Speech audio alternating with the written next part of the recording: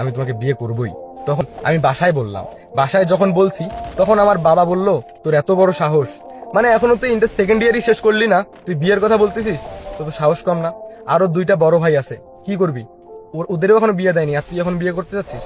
তো আমার বাবা আমাকে অনেক কয়েকটা থাপ্পড় মারে। এরপর মাও কথা শোনায়।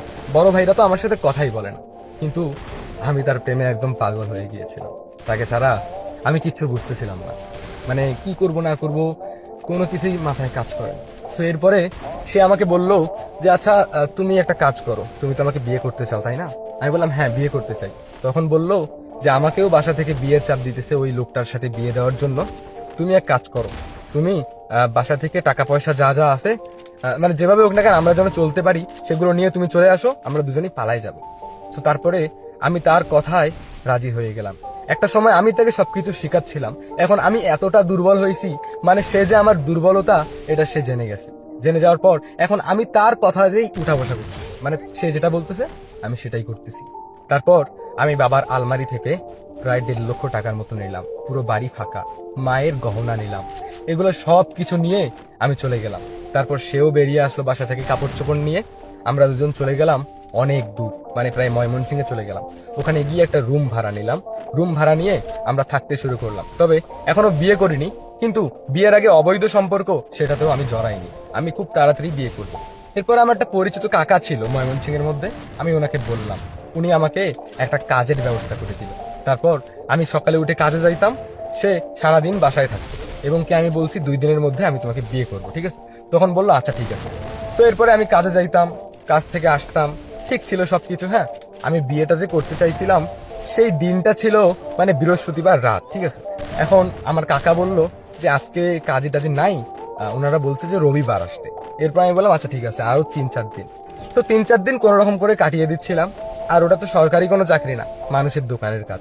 সকালে উঠে দোকানে যাইতাম, রাতে আসতাম। তো 2 দিন পার হয়ে গেল। শনিবার সকালে আমি দোকানে গেলাম, সারাদিন কাজ টাজ করে 2টা বিরিয়ানির প্যাকেট নিলাম, নিয়ে বাসায় ঢুকলাম। তো বাসায় ঢোকার আগে দরজার মধ্যে টুকটুক আওয়াজ করতেছিলাম, আওয়াজ করতেই দেখতে পেলাম যে দরজাটা খোলা। তাই আমি ভিতরে ঢুকলাম, বিরিয়ানির 2টা প্যাকেট রাখলাম, রেখে আমি ডাকতেছিলাম আয়শা কোথায়। তো দেখলাম যে আয়শার কোনো সারা শব্দ পাচ্ছিলাম না। হ্যাঁ, এরপর ফোন করলাম, তো দেখলাম যে ফোনেরও কোনো আওয়াজ পাচ্ছি না, এবং কি ফোনটা বন্ধ দেখাচ্ছে। হ্যাঁ, তো আমি বাইরে বের হলাম, বাইরে বের হয়ে কয়েকটা আন্টিকে বললাম যে আয়শাকে দেখলেন, কোথাও গেল নাকি? তখন বললো আয়শা তো আজকে দুপুর থেকে নাই বাসায়, কোথায় যে গেল। তখন ব্যাগ ট্যাগ নিয়ে 2টা ব্যাগ নিয়ে চলে গেল। আমি বললাম কি বলতেছেন, ব্যাগ নিয়ে কোথায় গেছে? তো তারপরে আমি দৌড়ে ঘরে গেলাম, ঘরে গিয়ে বিছানার তলটা দেখলাম যে আমার যে 2টা ব্যাগে গহনা টাকাগুলো ছিল সেগুলো কিচ্ছু নেই, আর আয়েশাও ঘরের মধ্যে নেই। আমি সেখানে পাগলের মতো থমকে বসে পড়লাম। বাসাতেও যোগাযোগ বন্ধ করছি আয়েশার জন্য, তারে ভালোবাসির জন্য। আমার প্ল্যান ছিল আমি একটা সংসার শুরু করব তাকে বিয়ে করে। এরপর পাগলের মতো ঘর থেকে বেরিয়ে পড়লাম। রাত বাজে 9টা, পুরো শহর খালি পায়ে দৌড়াই দৌড়াই তন্ন তন্ন করে আমি আয়েশাকে খুঁজতেছি। চিল্লাই বেড়াচ্ছি যে আয়েশা কোথায়, আয়েশা কোথায় তুমি? কেউ চিনতেছে না আয়েশাকে, কেউ দেখেনি। এত ছবি দেখাইলাম, কেউ চেনে না আয়েশাকে। কি করব কিছু বুঝতেছিলাম না। সেই কাকা আসলো, সেই কাকা এসে বলল তুই কাকে নিয়ে সংসার করতে চাইছিস? এ তো তোর সব গহনা পাতি নিয়ে ভাগছে, পালাই গেছে। তারপর আমি বললাম কাকা, ও আমাকে খুব ভালোবাসে কাকা, প্লিজ আমি বাঁচতে পারবো না ওকে ছাড়া। তখন কাকা বলল ওর ওর সবকিছু সব ডিটেলস দে, ওর বাসা কই, ওর বাবার নাম্বার আছে তোর কাছে? আমি বললাম না, ওর বাবার ওর মায়ের কোনো নাম্বারই নাই। আমি ওকে খুব বিশ্বাস করি, ও আমার সাথে ছিল কাকা, ও হয়তো অন্য কোথাও গেছে, আসবে ফিরে। তখন কাকা বললো না, ওর ফেসবুক আইডিতে ঢোক, তুই চেক কর সবকিছু। এরপর আমি ওর ফেসবুক আইডিতে ঢুকলাম, ওর ফেসবুক আইডির পাসওয়ার্ড আমার কাছে ছিল। এরপর আমি ওর ফেসবুক আইডিতে ঢুকে দেখলাম যে কারোর সাথে ইনবক্স নাই, কথাবার্তা নাই, ঠিক আছে? কিন্তু ওই এই কয়েকদিনে কয়েকটা পোস্ট করছে, সেই পোস্টের মধ্যে একটা কমেন্ট দেখলাম বহুবার, ঠিক আছে, একটা ছেলের আইডি থেকে কমেন্ট। তারপর আমি সেই ছেলেটাকে নক দিলাম, নক দিয়ে বললাম ভাই আপনার নাম্বারটা দেওয়া যাবে প্লিজ? তারপরে অনেক কাহিনীর পর 2-3 ঘন্টা পর সেই ছেলেটার নাম্বার পেলাম, নাম্বার পেয়ে কল করলাম। কল করে বললাম আচ্ছা আপনি এই আইডিতে বেশ কয়েকটা কমেন্ট করছেন, আপনি কি এই মেয়েটাকে চেনেন আয়শা? তখন বললো হ্যাঁ, কেন কি হয়েছে? এরপর আমি বললাম না মানে আপনি কি তাকে চিনেন, মানে আপনার সে কি লাগে? তখন বললো কেন, আমার গার্লফ্রেন্ড, আমাদের রিলেশন 3 বছর, আপনি কি বলতেছেন এগুলা? আমি বললাম 3 বছর রিলেশন মানে? তখন বললো কেন আয়শার তো শুধু এইটা আইডি না, এটা তো ফেক আইডি আয়শার তো আরো অনেক আইডি আছে। আমি বললাম পাগল আপনি, কি বলতেছেন? আমি ওকে অনলাইন সম্পর্কে বুঝাইলাম আমি ওকে ভালোবাসি, আমি ওকে বিয়ে করবো, আমি ওকে পালাই নিয়ে আসলাম। আর আয়শা এখন কোথায়, আপনি আমাকে সঠিক উত্তর দেন তো। তখন দেখলাম যে সেই ছেলেটা আর কোনো কথা বললো না, ফোন কেটে দিল। এরপরে আমি কি করব কিছু বুঝতেছিলাম না, অনেক নাম্বার থেকে কল করতেছি কিন্তু ওই সিমটাই একদম বন্ধ হয়ে গেল। মাথার মধ্যে আসমানটা ভেঙে পড়লো, বেহুশ হয়ে গিয়েছিলাম। কাকা নিয়ে গেল হাসপাতালে, চোখ খুলে দেখতে পেলাম যে বাবা মাও আসছে, বড় ভাইও আসছে, সবার চোখে পানি। ডাক্তার বলেই দিছে যে আমি হয়তোবা বাঁচবো না, কিন্তু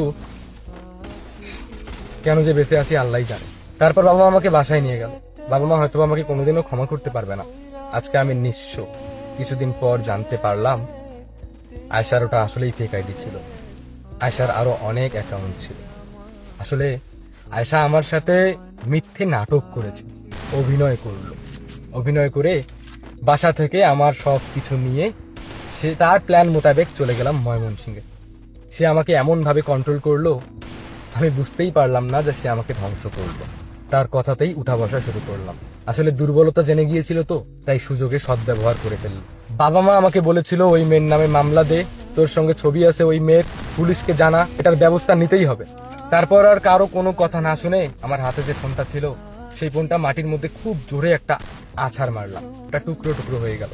বাবা মাকে বললাম কোনো মামলা না, সে সুখে থাকুক, আমি আজকে থেকে কাজ করা শুরু করব, যত টাকা বাসা থেকে নিয়েছি সব শোধ করে দিব, কোনো মামলা না, সে সুখে থাকুক, ভালো থাকুক, যেখানে থাকুক।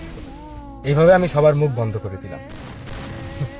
আসলে মানুষকে দুর্বলতা বলতে নেই, মানুষের অভিনয় ধরা খুব মুশকিল।